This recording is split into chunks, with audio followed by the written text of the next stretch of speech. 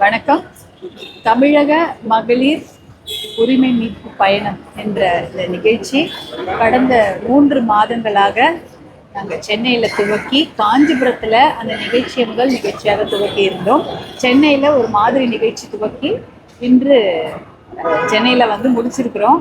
ஆனால் அது கிட்டத்தட்ட 100 நாட்கள் என்று சொல்லப்பட்டது. ஆனால் 108 நாட்கள் இந்த நிகழ்ச்சி தொடர்ந்து நடந்து தமிழ்நாடு முழுக்க தமிழ்நாட்டின் வட பகுதியிலேருந்து ஆரம்பித்து தமிழ்நாட்டின் கடைக்கோடி மாவட்டமான திருநெல்வேலி கன்னியாகுமரியில் நேற்று மகளிர் தினம் அன்றைக்கு இந்த தமிழக மகளிர் உரிமை மீட்பு பயணம் நிகழ்ச்சி இனிதாக நிறைவுற்றது. மகளிர் தினம் அன்றைக்கு அது நிறைவுற்றது எங்களுக்கு மிகுந்த சந்தோஷத்தையும் தந்தது. மிக வெற்றிகரமாக இந்த பயணம் பல ஊர்களில் நன்றாக நடத்தப்பட்டது. மிகப்பெரிய எழுச்சியை மக்களிடையே ஏற்படுத்தியது. அதுவும் குறிப்பாக பெண்களிடையே மிகப்பெரிய எழுச்சியை ஏற்படுத்தியது.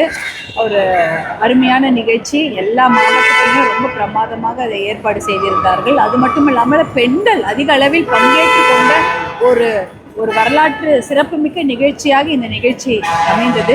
சிங்கப்பெண்ணே எழுந்து வா என்ற முழக்கத்துடன் நாங்கள் புறப்பட்டோம். ஆனால் அத்தனை சிங்கப்பெண்களாகவும் அத்தனை மகளிரும் எல்லா கிராமத்திலிருந்தும் எழுந்து வந்து இந்த நிகழ்ச்சிக்கு மிகப்பெரிய ஆதரவை கொடுத்தார்கள்.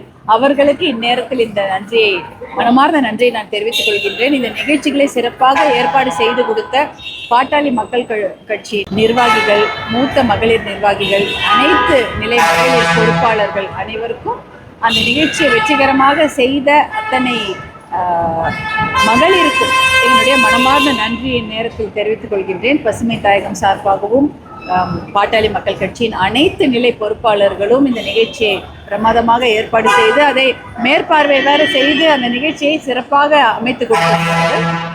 கண்டிப்பாக இந்த வருகின்ற சட்டமன்ற தேர்தலில் இந்த மகளிரிடையே மிகப்பெரிய ஒரு விழிப்புணர்வு இருக்கும் என்று இந்த நிகழ்ச்சியின் வெற்றியை பார்த்து நாம் தெரிந்து கொள்ளலாம். அனைவருக்கும் என்னுடைய மனமார்ந்த நன்றியையும் மகளிர் தின வாழ்த்துக்களையும் மீண்டும் ஒரு முறை தெரிவித்துக் கொள்கின்றேன். நன்றி.